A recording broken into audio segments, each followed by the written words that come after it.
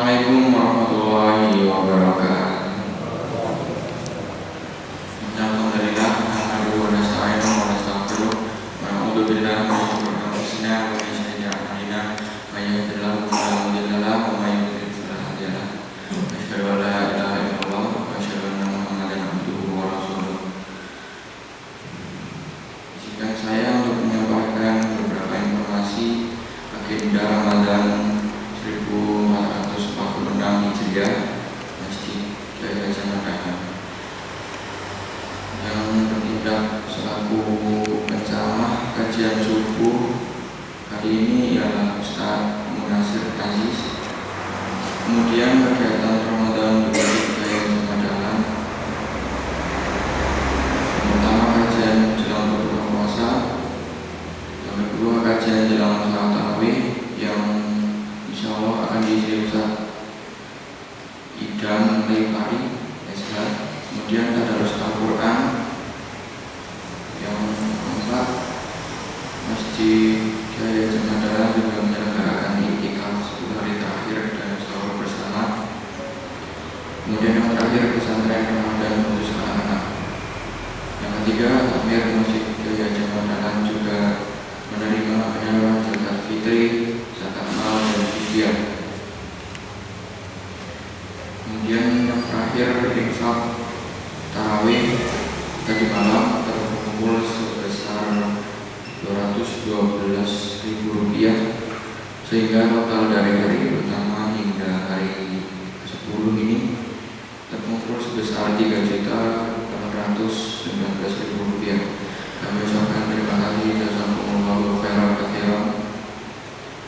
Untuk memulai kajian subuh ini, mari kita mulai dengan membaca basmalah secara bersama-sama. Bismillahirrahmanirrahim. Saya tutup. Wassalamualaikum warahmatullahi wabarakatuh. Kepada Ustaz Munasir Aziz dipersilakan.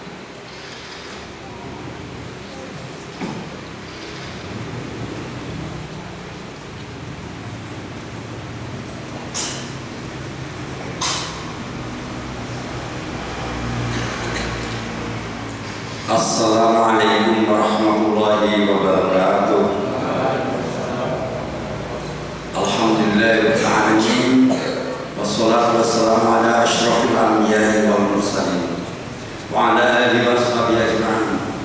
Asyhadu an la ilaha illallah wa asyhadu anna Muhammadan abduhu wa rasuluh.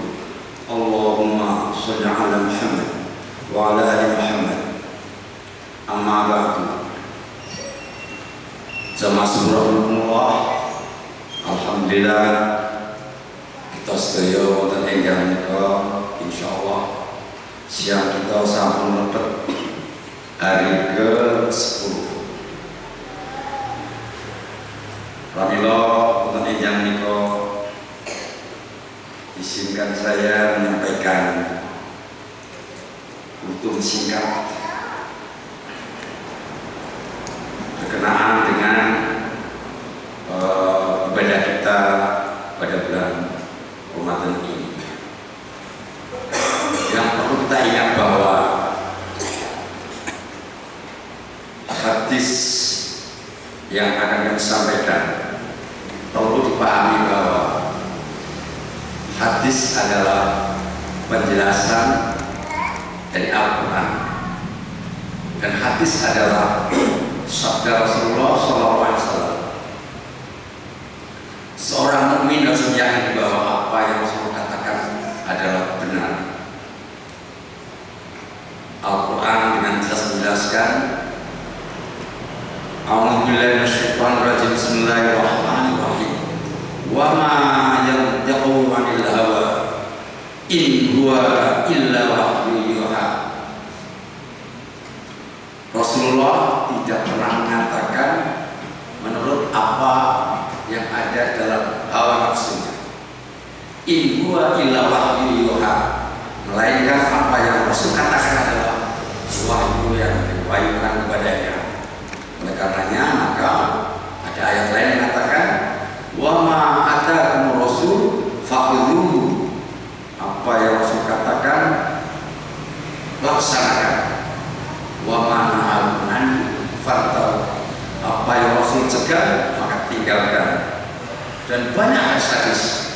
termasuk sholat. Shollu kama ra'aitumuni usolli. Sholatlah kalian seperti baginda Rasul sholat. Artinya kita tidak boleh sholat dengan cara-cara yang tidak dituntunkan oleh Rasulullah SAW. Oleh karenanya dalam sekolah saya menyampaikan sebuah hadis yang berbunyi demikian. Nanti bisa dicek pada hadis Bukhari Muslim yang digabung dalam sebuah kitab namanya Al-Lu'lu' wal Marjan fi mattafaqa alaihi Bukhari wal Muslim. Lu'lu' dan Marjan adalah sebuah kitab yang berisi hadis-hadis yang mattafaqa alaihi syaikhani, hadis yang disepakati sahihnya oleh dua syekh, yaitu Bukhari dan Muslim. Hadisnya nomor 610 berbunyi An Abi Hurairah radhiyallahu anhu. Hadis riwayat Abu Hurairah radhiyallahu anhu. An Nabi sallallahu alaihi wasallam, yang disebut dari Nabi sallallahu alaihi wasallam. Rasulullah bersabda, sab'atun yudhilluhumullah fi dhillihi yawma la dhilla illa dhilluh.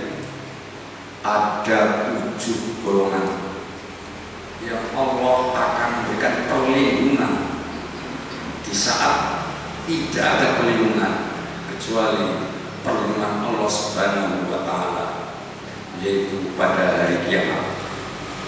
Jadi dengan demikian nanti di hari kiamat hanya ada 7 golongan yang Allah memberikan perlindungan. Yang pertama adalah al-imam al-adil, pemimpin yang adil. Kita semua memahami revolusi Prancis muncul karena pemimpin yang zalim, diktator, sewenang-wenang, dan bahkan kemerdekaan rakyatnya dirampas. Maka lahirlah revolusi Prancis. Dari sana pula lahir teori bernegara yang namanya trias politika, di mana kekuasaan sebuah negara dibagi menjadi 3 secara terpisah, yaitu legislatif sebagai pembuat undang-undang, eksekutif sebagai pelaksana, dan yudikatif sebagai pengawas pelaksanaan undang-undang. Kalau 3 ini kemudian dikuasai oleh satu orang, lahirlah pemimpin yang diktator. Manakala ini lahir, maka akan terjadi revolusi Prancis yang lain. Oleh karenanya berhati-hatilah ketika kita menjadi pemimpin, karena pemimpin yang adil oleh Allah bukan saja dilindungi pada hari kiamat, tapi juga ketika di dunia. Yang kedua, wasya'un nasya'a fi ibadatillah, seorang remaja yang senantiasa beribadah kepada Allah Subhanahu wa Ta'ala. Dalam sebuah hadis sahih dikisahkan ada seorang remaja yang taat beribadah, namanya Jurej. Ketika Jurej sholat, ibunya memanggil, "Hai Jurej." Dalam hati Jurej berpikir, saya sedang sholat menghadap Allah, adakah saya harus menjawab jawaban ibu?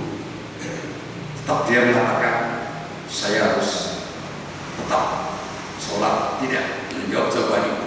Sampai 3 kali. Akhirnya ibunya marah. Kemudian dia bersumpah, "Hai Jurej, walaupun kau rajin sholat, kalau tidak mau manggil, menjawab panggilan ibu, orang yang melahirkan kamu, maka jangan kamu mati. Jadi kamu akan bertemu atau berjumpa dengan seorang wanita pelacur." Betul, terjadilah sampai 3 kali Jurej sholat dipanggil oleh ibundanya, tidak menjawab. Suatu ketika ada seorang wanita yang nakal menggoda Jurej. Jurej tidak mau, tapi kemudian digoda pada orang lain, yaitu pengembala kambing. Terjadilah hubungan, kemudian melahirkan seorang bayi. Tersiar berita, Jurej yang rajin sholat ternyata perbuatannya tercela. Maka Kemudian Zurich ketika disumpah oleh masyarakat, masjidnya dihancurkan, kemudian berita negatif bersumbang, Zurich mendatangi bayi itu. Pegang perutnya, tanya, siapa bapakmu? Dia menjawab, penggembala kami. Masyarakat mendengar, itulah bahwa beribadah kepada Allah Subhanahu wa Ta'ala, jangan lupa berbakti pada ibu bapaknya. Yang ketiga, wa rajulun qalbuhu ma'allaqun fil masajid, seorang yang hatinya terpaut di masjid. Artinya apa? Orang yang senantiasa ketika mendengar azan datang ke masjid kemudian sholat berjamaah, maka oleh Allah Subhanahu wa Ta'ala akan dijamin di hari kiamat mendapat perlindungan. Oleh karenanya dimanapun kita berada, ketika mendengar panggilan azan, maka segera mendatangi masjid dengan sholat berjamaah. Maka ini menjadi modal kita di hari kiamat nanti, termasuk golongan yang dilindungi Allah Subhanahu wa Ta'ala. Kemudian yang keempat, wa rajulani tahabba fillah ijtama'a alaihi wa tafarraqa alaihi, dua orang yang saling mencintai karena Allah, dia berkumpul karena Allah dan berpisah karena Allah. Artinya apa? Cinta mencintai karena agama Allah, berpisah karena agama Allah, artinya menjaga persahabatan dalam rangka membela dan mendakwahkan agama Allah, dan tidak sampai berpisah karena perselisihan masalah dunia, melainkan kematian yang memisahkannya. Maka orang yang seperti ini saling cinta mencintai, saling bantu membantu demi tegaknya dakwah Islamiyah, tegaknya agama Allah. Maka orang seperti ini di akhirat kelak itu orang yang mendapat perlindungan dari Allah Subhanahu wa Ta'ala. Kemudian yang berikutnya, wa rajulun qalabathu imra'atun dzata mansabin wa jamalin faqala inni akhafullah, seseorang yang diajak oleh seorang wanita yang punya kedudukan, dzata mansabin, punya kedudukan, bisa asal usul, bisa jabatan, bisa harta, wa jamalin, cantik pula, tapi dia menjawab, inni akhafullah, saya takut pada Allah. Ini juga di akhir zaman banyak wanita-wanita cantik yang menggoda kita, sehingga kalau tidak pandai-pandai menjaga diri, maka kita akan terus pada pergaulan yang tercela dalam agama. Sebaliknya, kalau kita pandai menjaga, maka setidaknya keluarga sakinah akan terjaga.